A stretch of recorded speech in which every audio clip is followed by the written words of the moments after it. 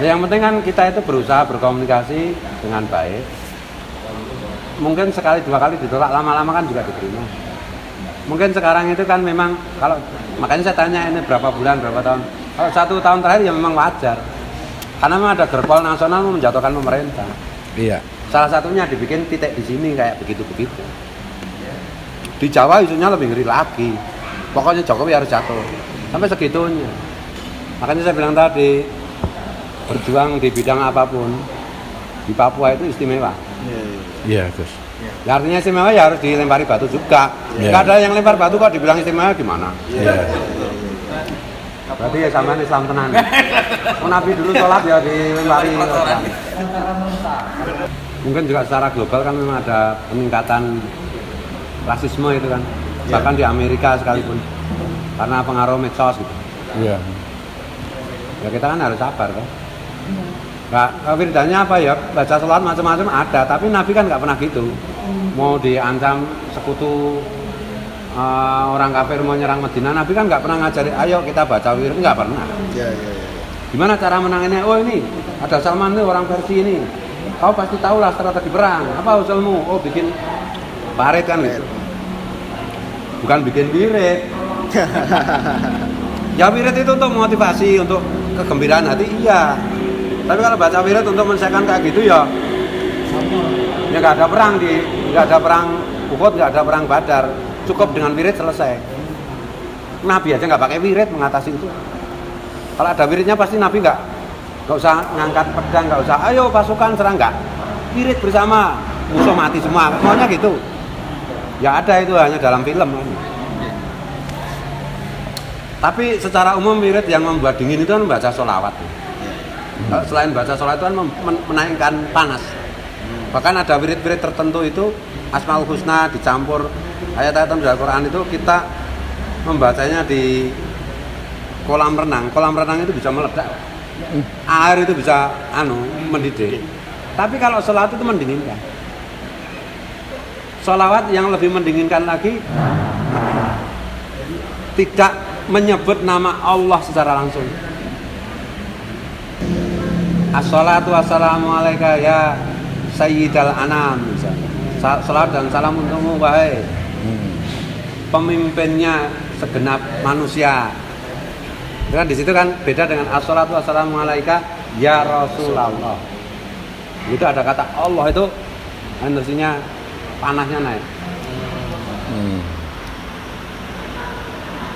Itu nanti kaitannya dengan teori penciptaan Nur Rasulullah. Kita itu diciptakan dari Nur Rasulullah, Nur Rasulullah baru kita.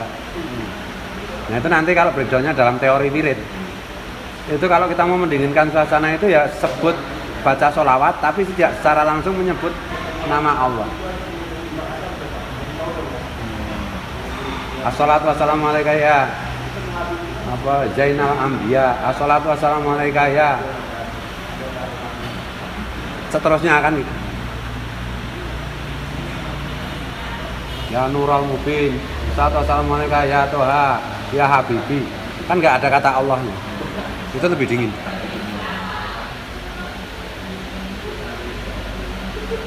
Bukan berarti kita meninggalkan Allah, enggak, karena menyebut nama Rasul itu otomatis menyebut nama Allah.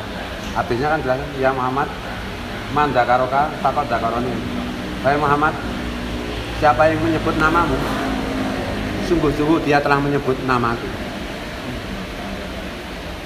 Nah kalau mau perang macam-macam ya takbir apa Allah ya Jabar ya Qadir ya Allah kan itu. Kalau kita menghendaki perdamaian ya sholawat.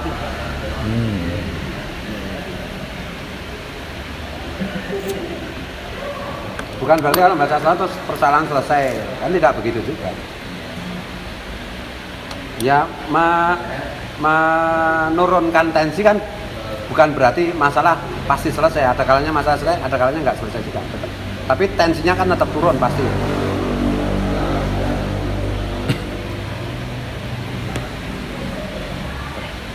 Bukan hanya di Papua ya, 1 tahun terakhir di Jawa itu hoaxnya itu meningkat pesat. Karena menurutku ini kan mungkin ya pembelanjaan terakhir dari pertaruhan mengenai radikalisme dan rasisme itu untuk menggoyang pemerintahan yang sah. Kayaknya ini pertarungan terakhir. Kalau ini berhasil ya udah, kalau nggak berhasil mungkin turun berhenti karena duitnya mulai tipis juga. Tapi yang kita khawatirkan nanti duitnya nggak habis-habis, cuma diecret-ecret sampai 2024. Makanya berkali-kali saya serukan, kalau mau masalah ini selesai, ya capresnya harus orang NU. Boleh dari polisi, boleh dari militer, boleh dari sipil, tapi itu teridentifikasi sebagai personifikasi NU. Gitu loh. Setuju Gus. Ada banyak alasan untuk itu. Tapi kan logika pemilik partai kan lain lagi. Ya kita boleh setuju tapi ya nggak terwujud. Iya, partai ini yang punya. Tapi ya langkah itu tetap harus diambil Gus ketika Indonesia ini terancam oleh disintegrasi intoleran, ya harus langkah itu diambil. Partai harus melihat itu kalau Indonesia utuh gitu. Ya aku tuh kemarin minta maaf. Ya mohon maaf lahir batin, ini mau nggak betul. Nanti dulu soal maaf untuk menghubung. Kalau kau jadi capres, aku maafkan. Kalau enggak, ya enggak lah. Jawabnya, Kalau ngasih perintah jangan berat-berat.